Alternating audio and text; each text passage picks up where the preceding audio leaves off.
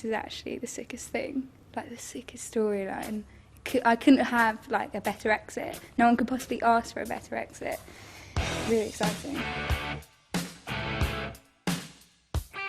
I came in with 3 big stories I wanted to tell.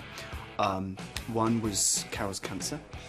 One was a very big story for the Carters themselves, and a very big story for them that hasn't even started yet, that's to come.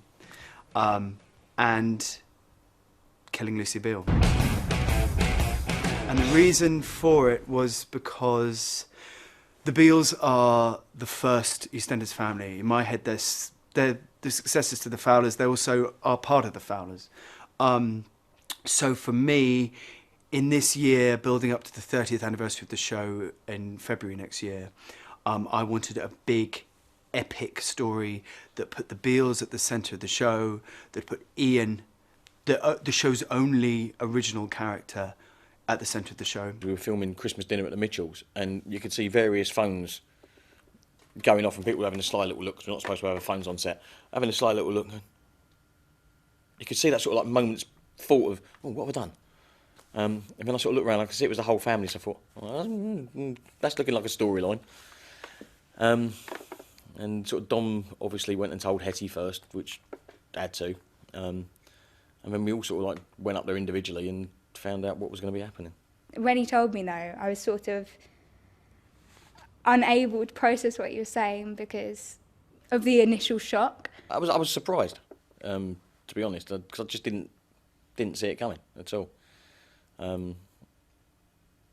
sort of just made sure he was sure that he was doing the right thing and everything, and he started explaining all the reasons behind it and everything, and I thought, you know what, yeah, this is going to be massive.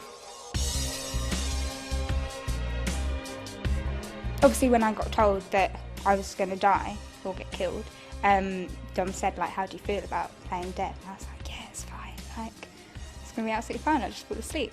But it was actually genuinely probably one of the hardest things I've had to do here, because it's so morbid. I think Hetty found it really difficult, actually. She was very nervous about being a corpse, which is interesting because, you know, you have to be still. And I think she found that, you know, difficult. And although it was a nice sunny day, it wasn't that warm.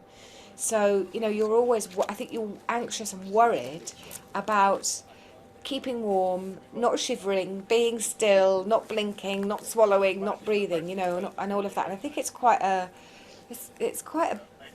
difficult thing for an actor to do. It sounds bizarre, it should be the easiest thing in the world, but actually, you know, you try lying really, really still for half a minute or however long a camera's on you, and not being, and of course it's like not laughing in church, isn't it? The minute you think, oh, I mustn't laugh, you do. So I think she found it quite difficult. When Ian sees Lucy for the first time and I get revealed through the curtains, and they told me, they were like, the first time that Adam's actually going to see you is the first and only take that we're going to do.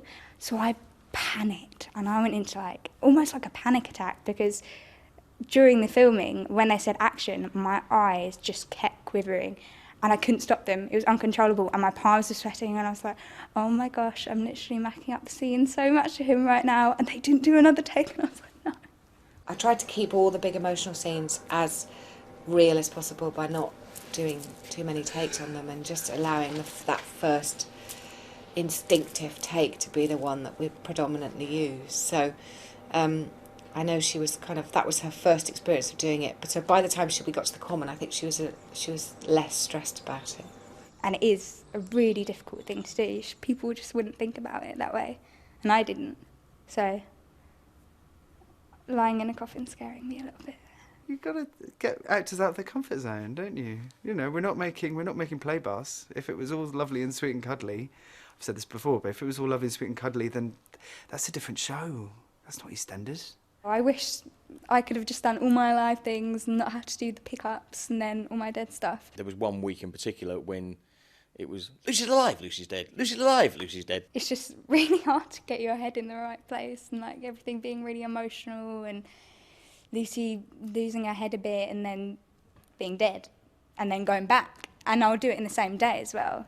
And then, just when you thought she was really, really dead, she was back. She's alive. It does confuse you a little bit. It's been really a performance block in terms of the actors. They've had to go to some quite dark places, I think, in order to reproduce the level of emotion that they obviously have to find when you're dealing with watching a family in shock and in grief. I've been working really, really closely and really intensely with the actors to really find that, and it's been extraordinary. It's been one of the hardest things I've ever done. Dad. Someone like Ben, he responds really well to physical notes. So I found that I would sort of say to him, okay, if it was a scene where he had to be very upset, I would say to him, go for a run. And I'd make him run around the square or run around the set or run around the studio or whatever. And then just before we went into a take, you know, he'd literally land on set and then we'd call action. So he'd sort of like be all hyped up and agitated. It worked. He came back at one point, I sent him back out. Whereas Adam doesn't need to be told to go for a run. He can just, you know, he's got it all there. What he does is he sort of imaginatively engages with what's happening and the tears happen. But for Adam, what I had to do was be very specific with him and try and give him very specific things to think about so that we didn't just get a sort of generalised emotional performance from him. The body of a young woman was discovered earlier today. We believe it's your daughter, Lucy.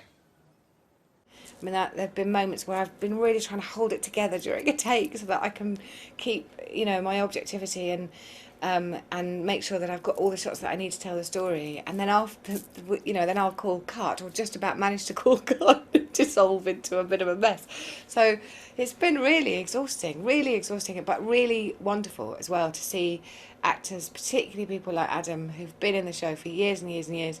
I mean, I've always thought he's a wonderful actor, but to be given some material to show that has been just fantastic. This has been some of the most emotional stuff I think I've ever done. I don't think I'll ever do anything more emotional than this. I've literally spent days crying, entire days, and you finish at the end of it, and you are absolutely exhausted. You've got nothing left. And then you have to go home, learn your lines, come back in and do it again the following day.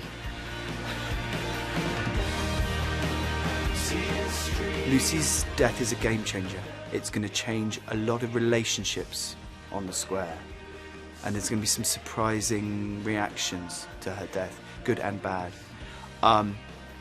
Ultimately, it's a bloody good story. So viewers should tune in because it's not going to be predictable, and it will shock, it will entertain, it will move. More than anything, I think this isn't a story that's come from here, this is a story that's come from here. Before you even ask, no, I haven't got a clue.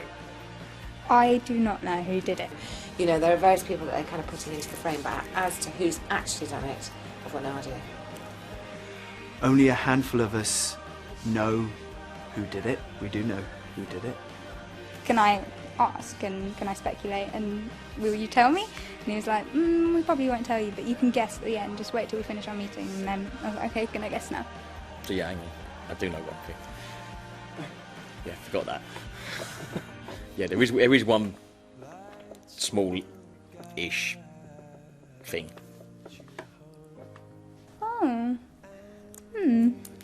Very clever. And I was like, Who didn't do it? Stacey, she's not around. That's not that helpful, is it?